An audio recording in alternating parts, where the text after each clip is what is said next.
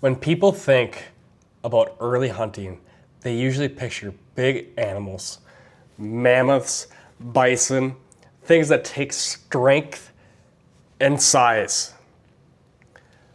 But for a long time, ducks were actually harder to hunt.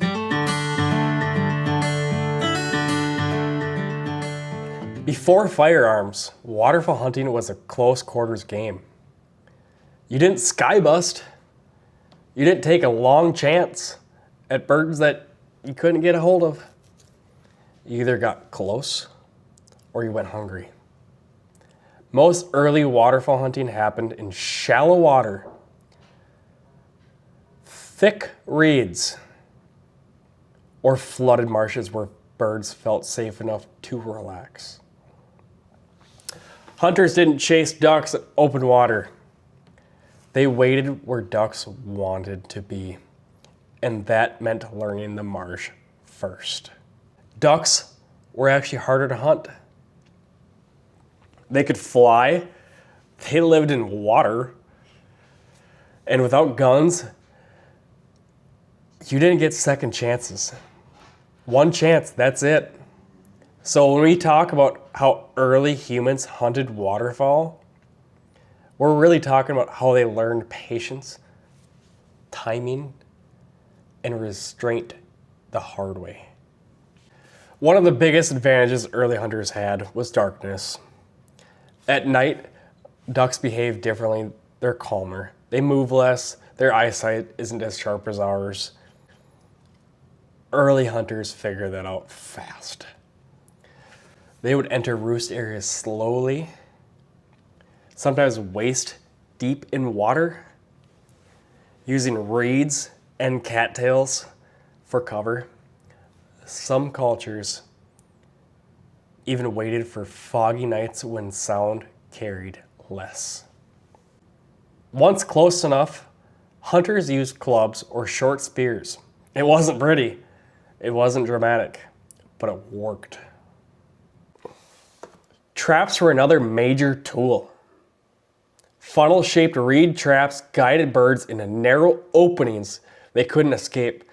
Some were baited, others relied purely on bird movement.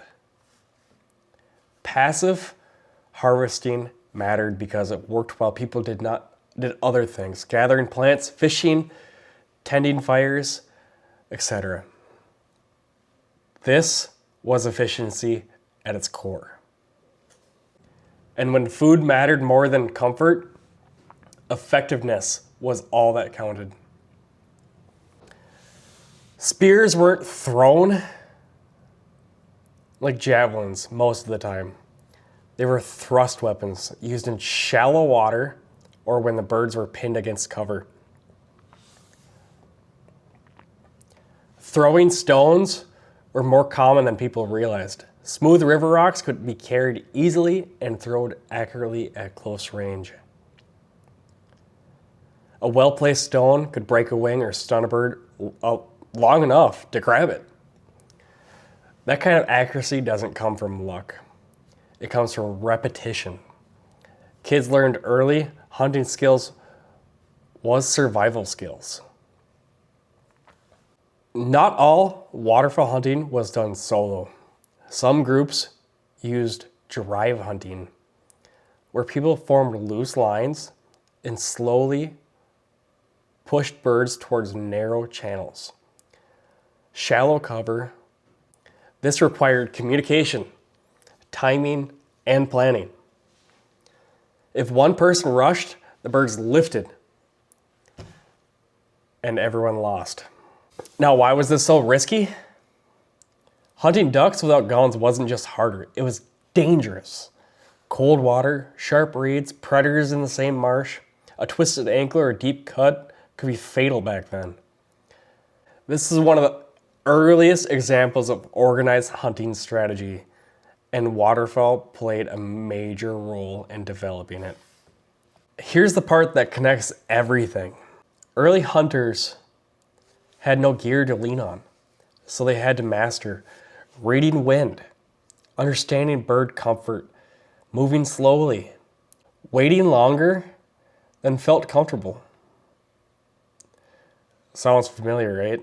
Those are still the core skills of waterfowl hunting today. So hunters learned restraint. They didn't chase every bird. They hunted when conditions favored them. They picked their moments.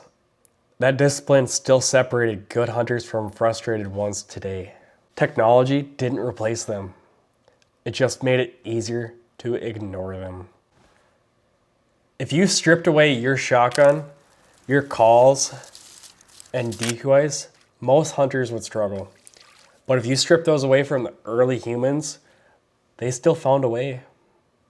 They had to, because failure didn't mean a bad hunt, it meant hunger.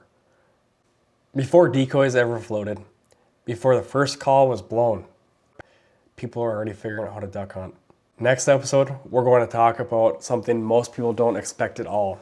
The first decoy ever used and why realism was never the point at all.